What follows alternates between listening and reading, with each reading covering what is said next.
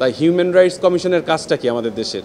যে human rights যদি violation হয় সেই ভায়োলেশন এগেনস্টে কথা বলবে, কিন্তু ওনারা কিন্তু কেউ কোনো কথা বলেন নাই। ৮ তারিখ অনুযায়ী প্রথম আলোতে যেটা আসছে, ওনারা রেজিস্ট্রি যে হতাহত হয়েছে সেটা প্রায় ৫৪০ জনকে হত্যা করা হয়েছে। এর সাথে সাথে অনেকেই আহত অবস্থায় আছেন। সার্বিক দিক দিয়ে বিবেচনা করে এই যে রিজিমটা চলছিল, এই রিজিমটা আমার পিটিশনের মধ্যে আমি বলেছি এটা একটা ফ্যাসিস্ট রিজিম।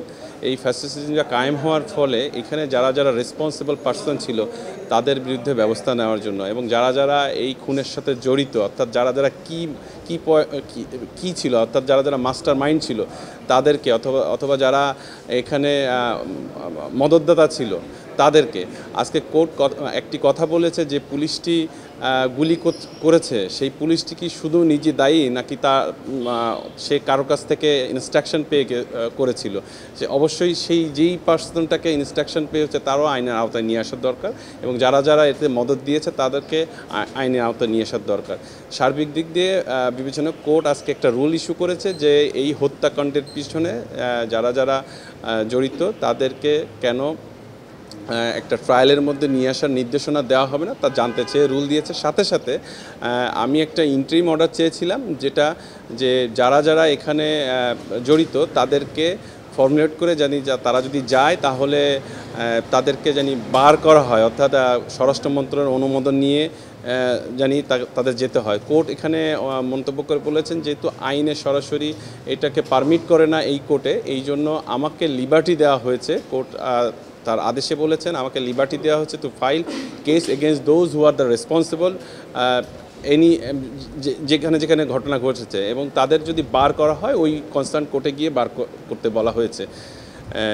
এটা ছিল আজকের অর্ডারিং পোর্শন। আর হচ্ছে এখানে বিবাদী হচ্ছে স্বরাষ্ট্র মন্ত্রণালয়, সিভিল এভিয়েশনের কর্তৃপক্ষ ছিল, দেন হিউম্যান রাইটস যিনি চেয়ারম্যান তাকে করা হয়েছে। এখানে একটা জিনিস বলা দরকার, আমাদের দেশে এত বড় ঘটনা ঘটে গেল, ম্যাচ কিলিং হলো, হিউম্যান রাইটস অর্গানাইজেশনের যিনি চেয়ারম্যান তার মুখ দিয়ে আমরা একটি কথা বলতেও শুনি নাই, তিনি নিজে থেকে কোনো কিছু বলেনও নাই।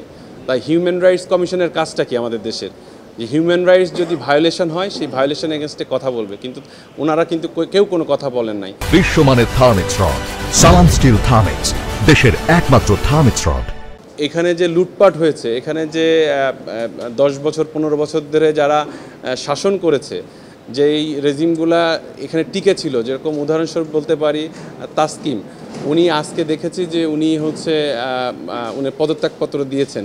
15 বছর ধরে উনি এক জায়গায় উনি দাঁড়িয়েছিলেন, এবং উনার এই আমলে 19,000 কোটি টাকা গতকালকে রিপোর্টে দেখলাম যে ওয়াসা, শুধু ঢাকা ওয়াসার কাছে ঋণ আছে, এরপরে চিটাগাং ওয়াসা আছে, আপনার ল কমিশন আছে, তারপরে আমাদের যেই ইনস্টিটিউশনগুলো ছিল সেই ইনস্টিটিউশনগুলো যারা হেড ছিল তারা কিন্তু এই রিজিমের সাথে জড়িত। সো আমি স্ক্রুটিনি করার পরে যদি মনে হয় যে ওনারা সরাসরি এর সাথে, আমি নিজে বাদী হয়ে যেই কোর্টে করার দরকার আমি আমার আইনগত ব্যবস্থা নিব। আসলে আমি এসেছি আমার সর্বোচ্চ নিয়ে এই ছাত্র জনতার জন্য।